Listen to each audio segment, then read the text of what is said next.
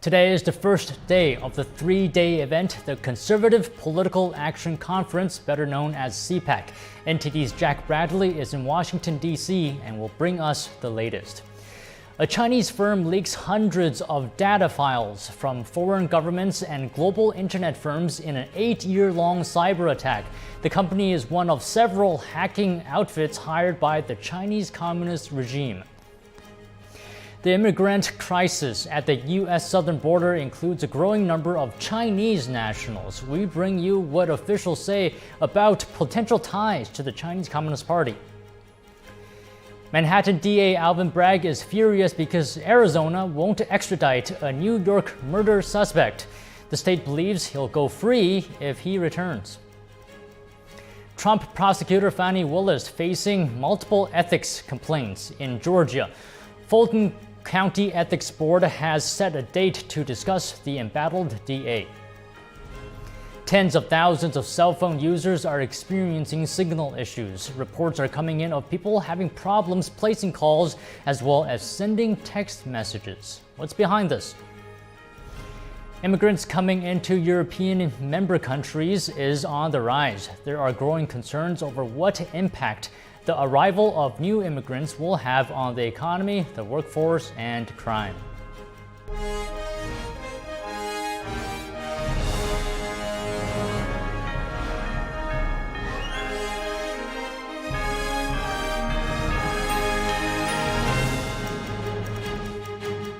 Welcome to NTD Newsroom. I'm Don Ma. Computer hackers hired by Communist Chinese regime agencies, including the military, are leaking hundreds of files that were hacked from foreign countries and international businesses. The data includes information about the internal workings of companies and the infrastructure systems of foreign governments. A computer hacking company with ties to the Chinese regime leaked documents that shows Beijing's intelligence and military groups are carrying out large-scale systematic cyber intrusions against foreign governments, companies, and as well as infrastructure. Hackers claim to have targeted several countries that include India, Hong Kong, Thailand, South Korea, and the United Kingdom, Taiwan, and Malaysia. They've gone after companies like Microsoft and Google.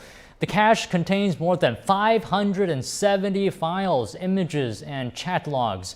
The documents come from Isun, also known as Asun, a Chinese firm headquartered in Shanghai that sells third-party hacking and data gathering services to Chinese regime bureaus, security groups, and state-owned enterprises. In Georgia, the Fulton County Board of Ethics confirms it will take up multiple complaints against District Attorney Fani Willis. It sets a special meeting on possible ethics violations in the second week of March. 2 specific complaints are listed in the board's letter. Greg Mantell with Investigative News Service on Substack filed several complaints last month.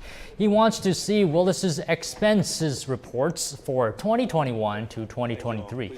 He's also asking to see special counsel Nathan Wade's contracts during that time and other related records.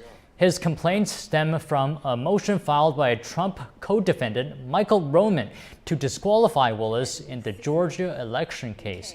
The Trump prosecutor is accused of financially benefiting from a relationship with Wade. Both testified last week, denying allegations of any impropriety.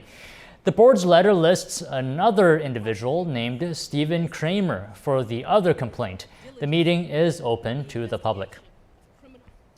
A New York appeals court struck down a law yesterday that would have let certain non-citizens vote in local elections, including those for mayor and city council. NTD's Daniel Monahan has more on the court's decision. A state appeals court declared the law unconstitutional. The Our City Our Vote law says that anyone with a green card or work authorization who has been in the city for at least 30 days can vote in municipal elections. It was first passed in December 2021 by the Democrat-controlled New York City Council. It would have resulted in around 800,000 newly eligible voters in a city with less than 5 million active registered voters. Progressive Democrats who championed the law argued it would make U.S. politics more inclusive by allowing immigrants without citizenship to vote. Opponents of the bill, mainly New York Republicans, argued it would undermine the integrity of elections and dilute the power of U.S. citizens' votes. Republican Congressman Nick Langworthy and a handful of other plaintiffs challenged the law in court in 2022. Months later, it was struck down. Judge Ralph Porzio of the New York State Supreme Court for Staten Island ruled that the law violated the state constitution, which states that every citizen is entitled to vote. New York City Mayor Eric Adams' administration defended the law and appealed the lower court ruling. Wednesday's appeals court decision has dealt a blow to those efforts. It's unclear whether Mayor Adams' office intends to file an appeal. Daniel Monahan, NTD News. New York's district attorney is at odds with Arizona right now. Police there arrested 26-year-old Rad Al-Mansouri. He's accused of stabbing 2 women in the state, but New York police want him for killing a woman in a Manhattan hotel earlier this month. The Maricopa County Attorney's Office is refusing to extradite him. I know they did a hard job and they did a good job, but we will not be agreeing to extradition. I've instructed my extradition attorneys not to agree to that. We're going to keep him here. These are mandatory prison sentences. And having observed the treatment of violent criminals in the New York area by the Manhattan DA there, Alvin Bragg, I think it's safer to keep him here and keep him in custody so that he cannot be out doing this to individuals either in our state or county or anywhere in the United States. Bragg's office didn't take kindly to the implication that he's soft on crime. A spokeswoman for his office said New York's murder rate is half of that in Phoenix. She called Maricopa County's refusal to extradite a political game. New York police believe it's possible the suspect may have also committed crimes in other states. In a unanimous vote, the Florida Senate passed a bill that authorizes the disclosure of documents concerning convicted sex offender Jeffrey Epstein. The documents in question were part of a 2006 Florida grand jury inquiry into the now-deceased financier. The new legislation broadens the criteria for the release of evidence or testimony from a grand jury. The Florida House of Representatives also unanimously passed the bill last week. Governor Ron DeSantis wrote on X that he'll sign the bill into law. He says all files related to Jeffrey Epstein's criminal activity should be made public. He also criticized the federal government for continuing to, in his own words, stonewall accountability. A conference of conservative leaders, activists, and public officials is going on near our nation's capital today. NTD's Jack Bradley brings us the latest from CPAC. Hey, thanks, Don. Yeah, I'm here at CPAC just outside of D.C. at the Gaylord Hotel and Resort, where thousands are gathering to listen to conservative activists and leaders speak about values that are most important to them, including energy and immigration and other policies related to the upcoming election here. Now, the headline speaker is Donald Trump. Here on Saturday, he'll be here, and he's going to be speaking on the same day as the South Carolina primary, where he's leading Nikki Haley by a wide margin here. Now, Nikki Haley was a headline speaker last year, but this year she's not speaking at CPAC. Other people speaking at this event include potential running mates for Donald Trump, including Elise Stefanik, Kristi Noem, Vivek Ramaswamy, and many others. And other things to watch for here is foreign policy and how Republicans will be addressing that. Should we keep funding the war in Ukraine? That's something to watch for, and many others here will be here till Saturday to keep you updated. Don, back to you. All right, thanks, Jack. Also at CPAC today, House Representative Byron Donalds from Florida lashed out about protecting America's southern border from the increase of illegal immigrants. He's threatening a federal government shutdown if the border crisis isn't immediately handled. My position to my colleagues on Capitol Hill is clear. You either secure the border or you get no money for the government. For my colleagues on Capitol Hill who are concerned about, well, Byron, we don't win government shutdowns. I say there's never been an issue facing this country that has united the American people more. And securing our border and securing our nation is not a conservative position. It is not a liberal position. It is not a white position or a black position. It is an American position. And that is what everybody in our country wants to see happen, and they want it to happen today. In addition to shutting down the government over the immigration crisis, Donald's also made comments about whether the other GOP candidate for president, Nikki Haley, should quit and how he feels about being a possible VP pick for Trump. Do you think Nikki Haley's going to drop out after South Carolina? At this point, it doesn't matter. That's what I hope. Everybody knows this thing is over. She should. I think that's what's best for the party overall, and then we get focused on November. But that's my hope, but we'll see what happens. What do you think about the possibility of being Trump's running mate? Great job, Mr. Vice President. Pretty cool. Yeah. He said it. That guy over there said Great job, Mr. Vice President. Oh, yeah, I've said that. I'll do it. Do you think you're on the short list? I mean, I guess I'm on the list, but look, at the end of the day, President Trump's going to make that decision, not me. Yes, sir. If she's going to make the decision, we'll go from there. Donald was elected to his second congressional term last November. He is a vocal supporter of Florida Governor Ron DeSantis and former President Trump. Another CPAC speaker, Senator Tommy Tuberville, says the nation must do better to protecting children from learning socialist, Christian-hating values. The former college football coach stressed the importance of taking back the country. He says he left his comfortable life as a coach because he believes government schools are indoctrinating kids across America. That's the future. We got to make sure that they understand, because now this Generation Z they didn't vote. Now they vote. And so we're going to have to do a lot of discussion. So our game plan is to go back to our communities and make sure that however they vote, people have an understanding of what this is about. You got to know now, these young kids, I've got a kid that's 27, 28, they never watch news. What do they look at? Their phone. They get their news off a phone, which is, a lot of it's not very good. So we got to get out and speak to the young groups. And NTD is live streaming the panels on CPAC. You can find it on our website, ntd.com. Illegal immigration in California is on the rise. More immigrants are choosing not to enter through Texas. This is shifting immigration more to the western parts of the country. NTD's Arian Pasdar has more. The chief of the U.S. Border Patrol revealed that in fiscal year 24 so far, the San Diego sector has made over 140,000 apprehensions, with over 20,000 of them being from China. That's a more than 500% increase compared to last fiscal year to date. The head of the Border Patrol Union recently said some of them may be spies working on behalf of China's communist regime to infiltrate the United States. Meanwhile, Illinois Governor J.B. Pritzker held his State of the State address. He's calling for $182 million to be allocated toward the healthcare costs of illegal immigrants. I will not join the chorus of people in this country or in this chamber who eagerly look to slam shut an immigration door that was once open to our ancestors. A Republican state representative responded, saying you can't literally invite people to come here with this insane sanctuary city policy and then complain that we don't have the resources when they arrive. Arian Pasdar, NTD News. Now, if not the top issue to conservative voters, illegal immigration certainly is a pressing issue in this upcoming election. Earlier today, NTD's Jack Bradley sat down with Chad Wolf, Executive Director of America First Policy Institute, to discuss what's driving the record border crossings and what can be done to fix it. Chad Wolf, the Executive Director of the American First Policy Institute, thank you so much for coming on today. Yeah, well, thanks for having me. Good to be here.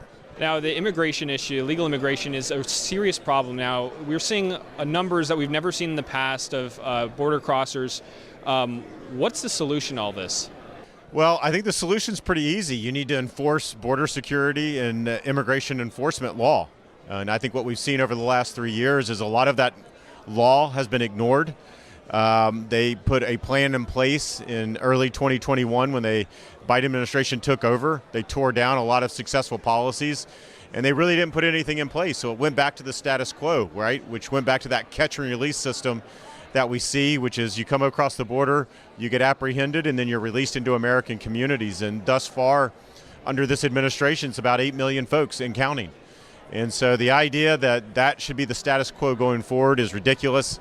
You need to get back to deterrence, enforcing the law, and holding people accountable when they decide to break the law. I want to back up here a little bit. You mentioned that Biden in 2021 took away a lot of policies here. Is that how we got to this point? What else is leading to this? Yeah, 100%, right? So if you think at the end of 2021 or the beginning, January of 21, the numbers in the border was somewhat under control. And it was designed to be under control because there was a lot of patchwork of policies and procedures in place that the Trump administration had put in place. Now they came in and they undid all of that, right? They issued 94 executive actions in the first 100 days that have contributed to the crisis that we see today. And so the best thing that they can do to try to bring this crisis to a close is reverse course, undo a lot of those executive actions, start enforcing the law, start using your authority. And you'll see, and if you do that within 30 to 60 days, you'll see a difference along that border. Now, talk to me now about the extent of the problem. We're seeing a lot of people coming through. They're on the terror watch list. Yeah. That number is over 100. It's over 300. Is it? Okay. Yeah. So talk to me a bit about who's coming over. I think these are the numbers that are most concerning. So during the 4 years of the Trump administration, we picked up and identified, at least along that southwest border, 16 known or suspected terrorists. These are individuals that are known to the U.S. government and are on terror watch list. So 16 over 4 years. The first 3 years of the Biden administration, over 330. And so that's a problem. That's a problem that they are now empowered to try to come across that border. And as I like to say, those are the dumb ones that got caught. We have to be more concerned about the ones that haven't been caught. And so there's some real national security issues at play here. Chinese nationals have increased by probably 2,000%. They historically have been about 1,000 a year. Last year alone, it was 52,000 that have come across that border. So there's some real things at play here that you need to look at and you need to solve for, and you don't need to just continue the status quo and continue to admire the problem. You need to solve the problem. Well, Chad Wolf, Executive Director of America First Policy Institute, thank you very much for your insight here. Thanks for having me. And when we come back, immigration concerns in some EU countries over the impact that foreign nationals will have on their countries. U.S. corn growers gambling on rising pricing are stuck with silos full of unsold corn due to a change in market factors.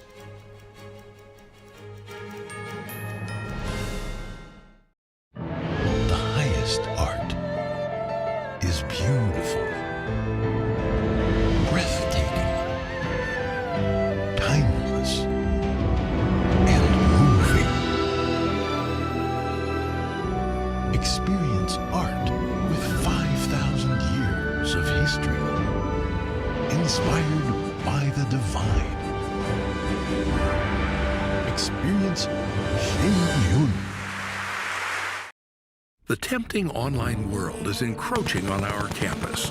Is unplugging cables and confiscating phones the solution to protect our children? No, we just need a clean multimedia platform.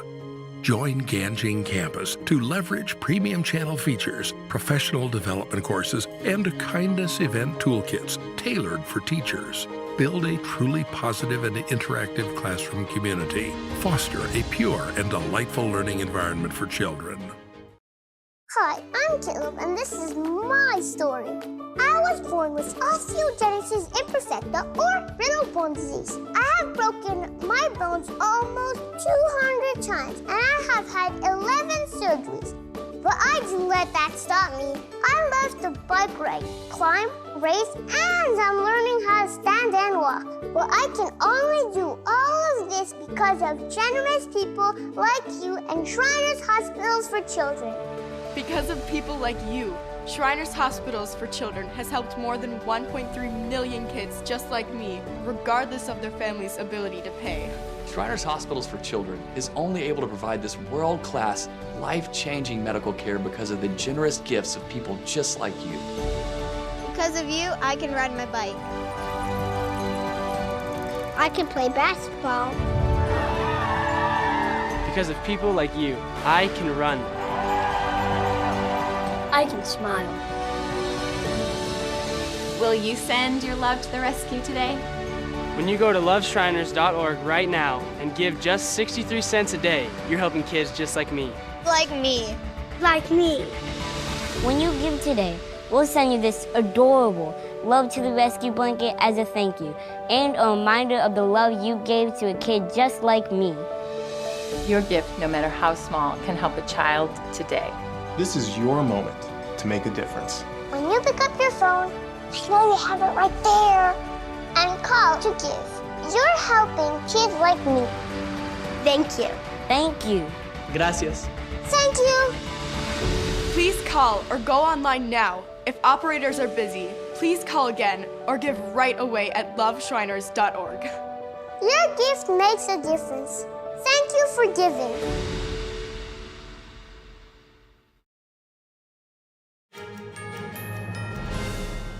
Europeans' top concern over security is no longer the war in Ukraine, but immigration. This is according to a survey that shows this as the number of illegal migrants wave has significantly increased in some countries last year. The rise is causing concern across parts of Europe.